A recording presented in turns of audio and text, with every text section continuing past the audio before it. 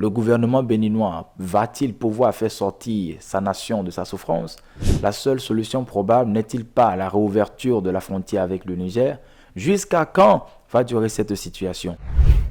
Le Bénin a fermé ses frontières avec le Niger, conformément à la salve de sanctions prises par le chef d'État et le gouvernement de la CEDEAO le 30 juillet contre le coup de force des militaires au pouvoir à Niamey. Cette situation entraîne de nombreuses conséquences sur le plan économique tant pour les voyageurs que pour les importateurs et exportateurs, sans oublier les opérateurs économiques et les acteurs portuaires.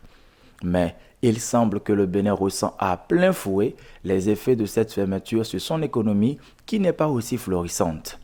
Au port de Cotonou, les activités sont aux arrêts, car il faut le reconnaître, le Niger est le principal partenaire commercial du port de Cotonou.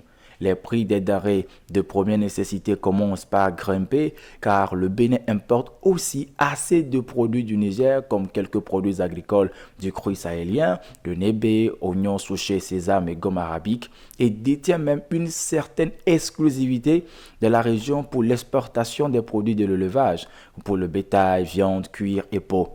D'ailleurs, selon ce qu'indique le rapport sur le commerce extérieur de l'UEMOA, publié par la direction des statistiques, le Niger, grâce à sa variété, violet de galmi ou oignon, est un gros exportateur vers le Bénin.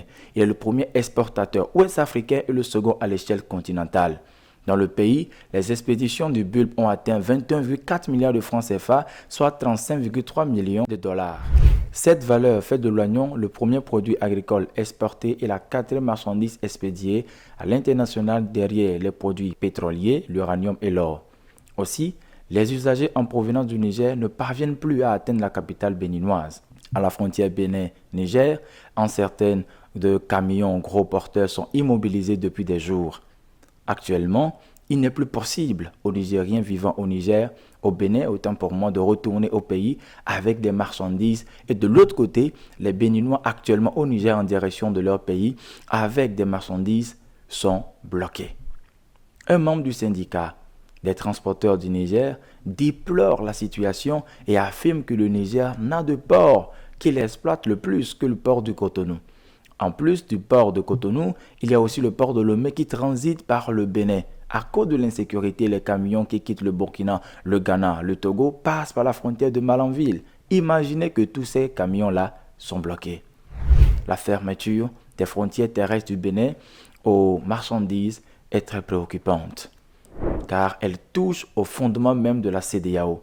Même si la prise des sanctions économiques est aussi inscrite dans les tests de l'instance sous-régionale, il faut noter que les économies africaines sont très fragiles. Et pour une CEDEAO qui prône un vrai échange économique entre les communautés africaines, la libre circulation des personnes et des biens. Cette sanction a également jeté une ombre sur un accord historique de libre-échange signé par 54 des 55 pays africains, une initiative saluée comme une avancée cruciale vers la suppression des barrières commerciales du continent. La situation du Bénin est inquiétante. Finalement, il est aussi évident que le Bénin serait en train de s'auto-punir et de faire souffrir son économie ainsi que sa population avec sa propre décision. Si les Béninois de base commune restent muets, le groupe parlementaire, les démocrates, quant à eux, interroge le gouvernement et lui demande des comptes à travers 19 questions liées principalement à la probable intervention militaire des soldats béninois sur le sol nigérien, mais aussi sur l'effet des sanctions sur l'économie du pays.